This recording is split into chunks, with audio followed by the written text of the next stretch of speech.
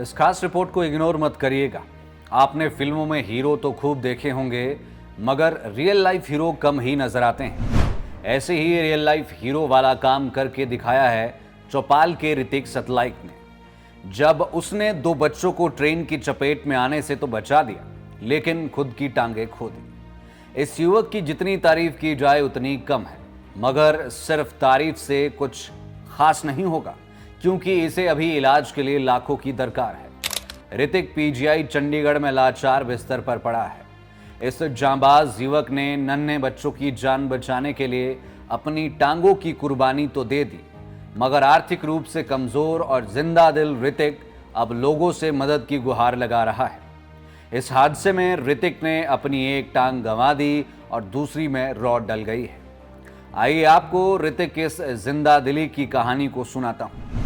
चौपाल के गगना गांव का 24 वर्षीय ऋतिक पेशे से सोलन में सिक्योरिटी गार्ड था, जहां वह मुस्तैदी से अपनी ड्यूटी करता था।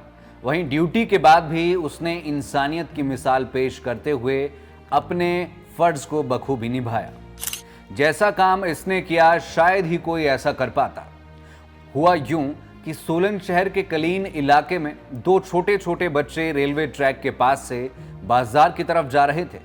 इसी दौरान ट्रेन को आता देख जब वह डर गए और डर के मारे ट्रैक पर ही रोते बिलखते रहे, तो यहां से गुजर रहे ऋतिक ने उन्हें देखा और वह भागकर उनके पास गया।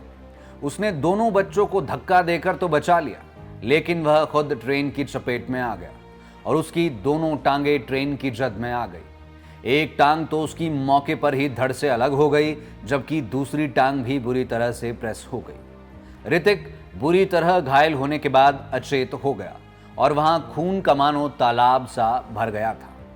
वहां से गुजर रहे लोगों ने जब ऋतिक को अचेत अवस्था में देखा तो उसे तुरंत सोलन अस्पताल ले गए, जहां से उसे गंभीर हालत के चलते पीजीआई चंडीगढ़ रेफर कर दिया गया। मौजूदा समय में वह पीजीआई में उपचाराधीन है।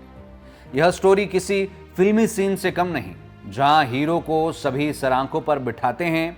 अब जरूरत है समाज को भी कि वह इस रियल लाइफ हीरो ऋतिक को सरांखों पर बिठाएं और उसे इस पीड़ादायक घड़ी में दिल खोलकर मदद करें। ऋतिक की एक टांग पूरी तरह से कट गई है तो दूसरी टांग में रॉड डली है। ऐसे में ऋतिक एक बार फिर से अपने पैरों पर खड़ा होना चाहता है। ऋतिक की एक छोटी सी गुहार है कि उसकी इलाज में मदद की जाए और वह अपनी ना सही आर्टिफिशियल टांग पर तो खड़ा हो पाए, मगर आर्टिफिशियल टांग भी लाखों में आती है। ऐसे में गरीब परिवार का यह होनहार बेटा अब लोगों से मदद की आस लगाए बैठा है। उधर ऋतिक के परिजनों ने प्रदेश सरकार से गुहार लगाई है कि ऋतिक को इलाज में मदद सहित रोजगार का साधन मुहैया करवाया जाए। यह सुनकर मन भी सिहर उठता है। ऐसे में जिस किसी से जो भी बन पाता है, इस बेटे की मदद करे। आप स्क्रीन पर दिए गए गूगल पे नंबर पर, अकाउंट नंबर पर अपनी मदद भेजें और अगर आप चाहें तो कमेंट में मदद का स्क्रीनशॉट भी अटैच कर सकते हैं।